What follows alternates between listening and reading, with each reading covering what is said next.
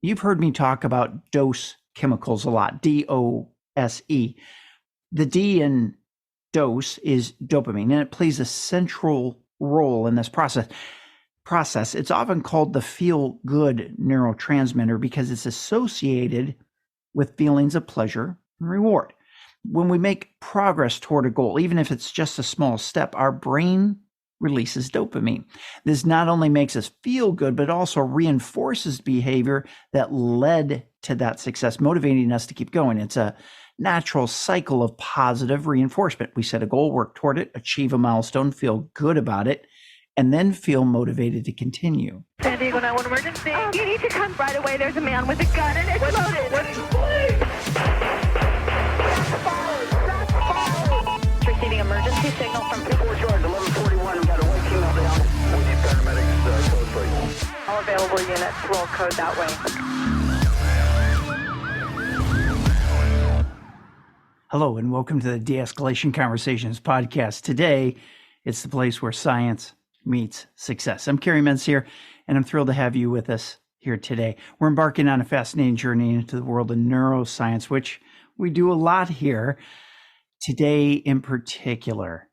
And we're going to be looking exactly how it can empower us to set and achieve our goals like never before. Whether you're looking to climb the career ladder, enhance your personal life, or just get more organized, today's episode is tailored to help you harness the power of your brain to reach those milestones. So sit back, relax, and let's dive into the science of success. First thing I want to talk about is understanding goal setting.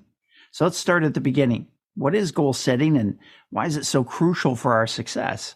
You see, goal setting isn't just about having dreams or aspirations. It's about creating a clear and actionable plan to turn those dreams into reality, because hope is not a plan.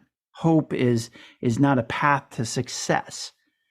So when we talk about setting goals, it's about giving direction to our lives and channeling our efforts effectively. Neuroscience tells us that clear, well-defined goals actually change the way our brain operates. When we set a goal, our brain starts to work on it, even when we're not consciously thinking about it. It's like planting a seed in the garden. With the right conditions, it'll grow, often without us needing to tend to it every single moment. And that's the power of goal setting. It aligns our brain's natural processes with our personal ambitions, setting the stage for real and tangible achievements. So how does neuroscience and goal achievement go together?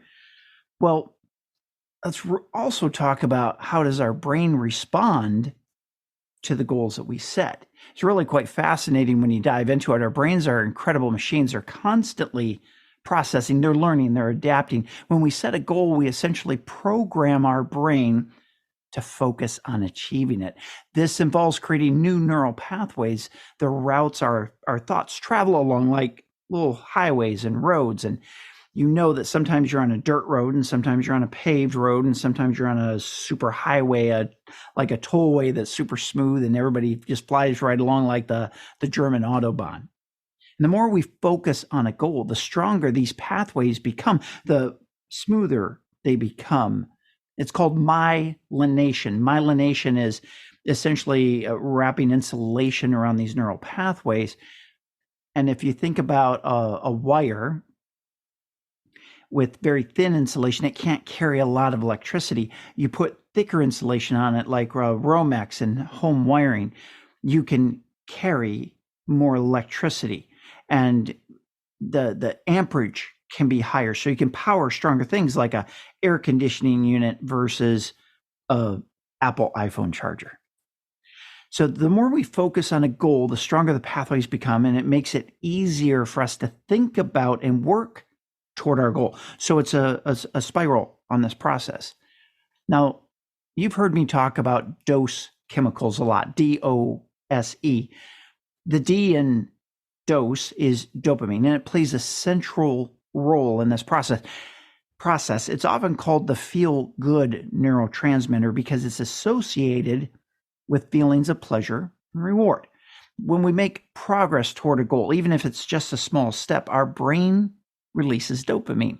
This not only makes us feel good, but also reinforces behavior that led to that success, motivating us to keep going. It's a natural cycle of positive reinforcement. We set a goal, work toward it, achieve a milestone, feel good about it, and then feel motivated to continue. And this is the brain's way of rewarding us for pursuing and achieving what we set out to do. So I want to give you some practical tips for goal setting, because when you understand the science, that's great, but how do we apply this to our everyday lives? What does it look like? What actions do we take? How do we set goals in a way that leverages our brain's natural functioning? So here's some practical tips. First of all, break down big goals. Large goals can feel overwhelming.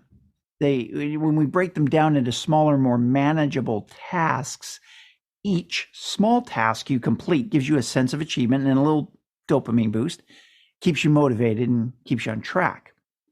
You want to be specific. Vague goals aren't helpful.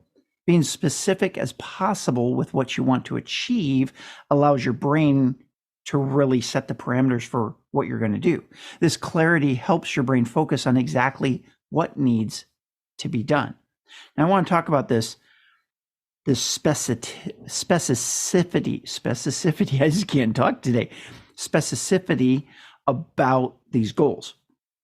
Now, neuroscience tells us that, as an example, if I say, I'm going to work out more, that's a vague and non-specific goal. If you say, I'm going to go to the gym, I'm going to go Monday through Friday, I'm going to go to the 5 a.m. class. That class lasts 1 hour, and out of that hour, I'm going to be working out, doing whatever the instructor tells me to do. And then my time at the gym is done for that day. Now, I would highly recommend, if you do that, which is a great way to do it, there's some other things you can do to help boost your effectiveness. And if you're not going to go to a class where someone is helping you and guiding you and kind of being your cheerleader, if you're just going to go to the gym and work out yourself, then that goal is a little bit different. I'm going to go to the gym at this time. I'm going to stay for an hour, or whatever the time frame is. In that hour, 50 minutes of that time is going to be hard work, keeping my heart rate above this minimum amount. I'm going to stay in level 1, or I'm going to be in level 2 or level 3, level 4. You decide what your workout intensity is going to be, but you decide that in advance. Now, in the next podcast, I'm going to be talking about a morning and an evening routine that will lead you to success. It goes right along with the goals. In this episode, I wanted to talk about the goals. In the next episode, I'm going to talk about being able to take the goals that you've set and really being able to put them into action. So I want you to know this focus on how to put this stuff into action. It's going to continue in the next episode. And in fact, even the episode after that, when I talk with this amazing doctor about courage. But for now, we're focusing on goals. So I just gave you 2 tips for your goals. I want to give you a couple more. Visualization. Visualize not only the end goal, but the process of getting there. If all you do is focus on what the end is going to be like, you're likely going to get discouraged along the way, especially if it's a friend of mine, Todd Durkin, amazing man. He calls them BHAGs. BHAG, big, hairy ass goals. So whatever, or you can call it big, hairy, amazing goal, but a BHAG, if you set a goal, I'm going to lose 40 pounds and I'm going to do it in a year. Well, if all you do is concentrate on the end of the year and you don't reverse engineer the year and set these little goals in between that you want to achieve, I guarantee you're going to get sidetracked. You're not going to be able to stay up with that goal because it's too far away. The process of getting there, the journey, also has to be enjoyable. That's how you get those little dopamine hits that keep motivating you to keep following that path. And it also strengthens the neural pathways associated with your goal and makes the goal feel more real. It makes it feel more attainable. The other thing that you should do is regular feedback. Check in with yourself regularly. Assess your progress. Next episode, when I talk about the routines, the morning and the evening routines, I'm going to give you a way to be able to do that. But you need to be able to assess your progress. You need to be able to celebrate your wins, adjust your approach if it's needed. This keeps your brain engaged and focused. Again, think of it as adding a little bit of fertilizer, a little bit of water, a little bit of sunshine to that seed in the garden. The fifth thing, positive reinforcement. You got to reward yourself for reaching milestones. It doesn't have to be anything big. If you're looking at losing weight, it is not a cheat day. It might be a cheat meal, but not a cheat day, not a cheat week. And it doesn't have to be anything big. You know what? You can just simply acknowledge your progress, and that is a reward in itself. So by following these tips, you're aligning your goal setting process with your brain's natural tendencies, and it makes achieving your goals not just a possibility, but a probability. Let me give you another thing that fits right along with all these tips I just gave you. And I want you to do a little experiment with you, or do a little experiment with me. What I want you to do is this. You probably have socks on right now, and or shoes. What I'd like you to do is I'd like you to wiggle your toes of both feet. And I want you to feel the socks around your feet. I want you to feel the shoes if you have shoes or boots on, whatever type of footwear you have on. I want you to be able to feel that. And I just want you to stop for a moment, and you'll notice that you're still feeling it. See, a few moments ago, before we started this little experiment, this little mind mess that I do with you, you weren't thinking about socks on your feet, but now you're very, very aware of them. What happened was I reached inside your brain and I flipped a little switch and I activated your RAS, your RAS, reticular activating system. And what that means is this: you suddenly become aware of something that your brain filtered out because you have so much information coming in from all your six senses. And yeah, I said six because you got the five that everybody knows about, but you got the six because of the jobs that you do and the fact that you're parents and you're around other people and you sense things. You can't put your finger on why it is that the hair is standing up on the back of your neck, but it is. You can't put your finger on why when you're getting up close to the road and all of a sudden you put your hand out in front of your kid and stopped them and a car goes zooming by and you didn't even see the car before that. It's your RAS at work. It's like if you're thinking about buying a car. I'm thinking about getting, I don't know. I'm going to pick just a Dodge Viper because it's such a rare car. You'll start noticing Dodge Vipers everywhere you go. You're like, I never knew there was that many Dodge Vipers around. It's your RAS at work because before Dodge Vipers weren't important. And so when you activate the RAS, which is what you're doing with everything that we just talked about, your brain begins to focus on that and it begins to look for that information because you just told your brain that that's important information. Before that, it was not important to your survival, and so your brain filtered it out. I don't know if you knew this or not when I was talking a moment before about all the information that comes into your body. Your brain cannot handle all of the information that's coming in from one eye, much less two. One eye, much less all of your other senses. So the fact is that your brain has to filter that information out just to be able to know what's important to process, because it can't process everything on the conscious level. On the subconscious, on the unconscious, and the non-conscious levels, it is processing all that, but not on the conscious level when you're like aware of it. And yes, your brain does make that noise inside. Let's talk about some real world examples. To bring this to life, I want to give you some real world examples of people that I've personally helped as they break out goals. And this has to deal a lot with procrastination as well. Let me give you this example. I have a client, high-end client, who works in and lives in Arizona, not far outside Phoenix. And what I did with him on one of our coaching calls was I said to him, name just a couple of things. I want you to think of a couple of things. And you can do the same exercise with me right now as I describe what I did with him. What I want you to do is think of 3 things, jot them down on a piece of paper that have been lingering that you just haven't gotten to. You've wanted to get to, but you haven't.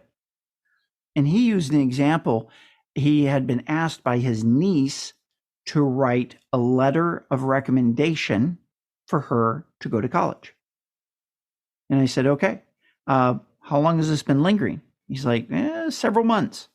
I said, okay. So let me take a guess here. You don't know how long it's going to take. You don't know what the format of the letter is. You don't want to make it too long and screw things up. You don't want to make it too short and have it not be worthwhile. You're not really sure of what you should say in it that the college would find valuable to get her in, to get her accepted. Is that some of the things that have been going on? He goes, yeah, that's some of the things. There's actually more than that too. And I said, okay, so here's what's happening. And I've already in prior podcasts broken this down for you guys, but just in case this is one of your first episodes, I'll keep it super short and simple. Your brain can only be in one of 2 states. It can be in executive state, where hopefully it is right now, or it can be in survival state, fight, flight, or freeze. Executive state, rest and digest. Executive state, a positive emotional state. Survival state, a negative emotional state. When we are in survival state, what happens is our PFC, our prefrontal cortex, shuts off electrically. It powers down. And we operate from our hindbrain, our reptilian brain, our lizard brain. And we don't make good decisions during that time. So what happens is when we feel overwhelmed, the fear center of our brain does not know that this is not a real threat. When I say a real threat, yeah, it affects us, but it's not going to kill us. But our fear center of our brain doesn't know the difference between a physical threat and an emotional threat or a mental threat. So what happens is it does the same thing to our brain, shuts off our PFC. And the PFC, that's where we get our executive functions, hence executive state. It's where we are creative. We do good problem solving. We can have empathy for other people, which means we can connect with them. We can have rapport. We can actually communicate well and negotiate and work our way through problems and come to solutions. All that's shut off. So what happened was when he thought about this letter that he had to write for his niece, he went into survival state. And so literally he could not think of what to write. And he couldn't think of a good way to attack this problem. So this is what we did. I asked him, I said, how long do you think this will take? And he said, well, it shouldn't take more than an hour. And I said, great. So here's what we're going to do. In the next 2 days, do you have 20 minutes free? Anytime in the next 2 days, and preferably before noon, sometime in the morning time. Because regardless of whether you're an early riser or a late riser, it doesn't matter. Our brains, it's been proven through neuroscience research, our brains are fresher in the morning.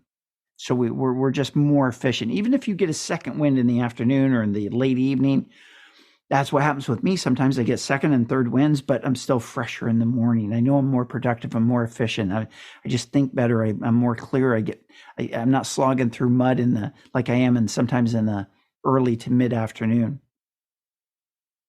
He said, I got 20 minutes. I said, okay, here's what you're going to do. On your calendar, and this kind of just what we're going to be talking about next week as well, but I'm just going to give you a little teaser. So on your calendar, I want you to put your niece's name, recommendation letter, and then in the notes, we're going to do something else. I said, I want you to set that appointment up for 20 minutes. I'll explain why in just a moment. He said, okay. So he opens up his Outlook, sets up the appointment. I said, don't save it yet. In the notes section, here's what I want you to do. Can you list 3 qualities about your niece. I want you to stop and just think about it for 30 seconds. I'll time it for you. You don't have to do it.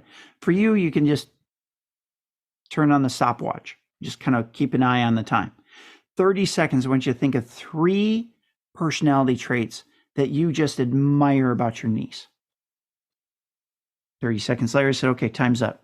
I said, you got 3? He goes, yeah. And I was having him write it down. He said, he said things like, it doesn't matter what she does, but if she sets her mind to it, she achieves it. She powers through and she does whatever is necessary to achieve her goals. That's pretty important for college recommendation. He named off a few other things. So I said, okay, type those out into the description box on the appointment, the other extra details. I said, because 2 days from now, during this 20-minute appointment, you may not remember that stuff, but you've got it captured. Now, here's the really cool thing. You can stand on your head for 20 minutes. So 20 minutes does not feel overwhelming. An hour can feel overwhelming. 20 minutes will never feel overwhelming. Second thing, you got the basics of what you're going to start with. And that's an example of how he got working on this letter. And so he went on to finish the letter.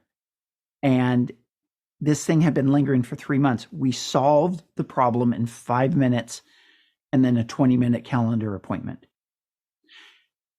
He started out with a clear, specific goal. He broke it down into a manageable task. Each task completed gave him a small dopamine boost, keeping him motivated. He visualized not only the ultimate goal, which was having that letter done, but each step needed to get there, which wasn't many. But what it did is it opened up his brain because the fear center of his brain called down. He's like, 20 minutes? Yeah, I can do anything in 20 minutes. Not a big deal. He had a framework for it. He knew exactly what he was going to talk about. And that told his brain, hey, you're not in danger anymore. You're safe. Therefore, his PFC came back online. His prefrontal cortex came back online. Now he could think, be creative, and write that letter. Now, regular feedback can help you stay on task when it's a longer goal, and celebrating those milestones keeps your motivation high. Your journey is a testament to the power of aligning your goals with your brain's natural processes. You've already experienced this somewhere in your life when you've achieved great things.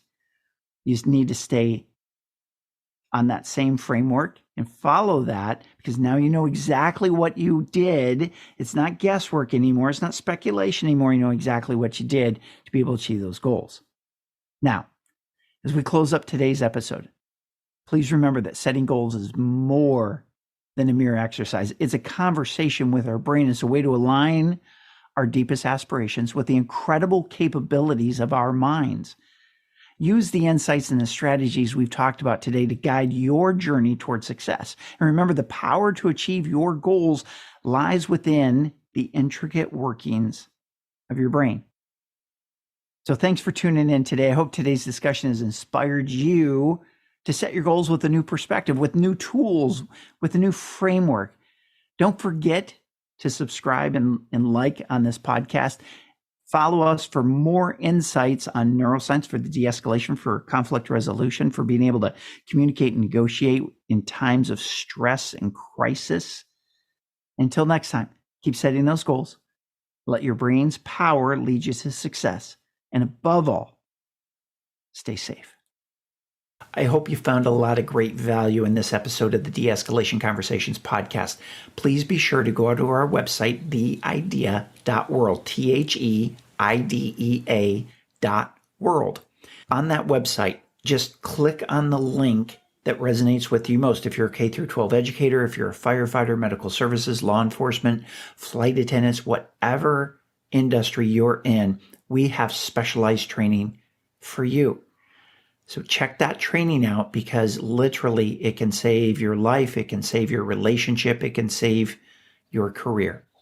So check out theidea.world. I'll look forward to seeing you soon. Take care.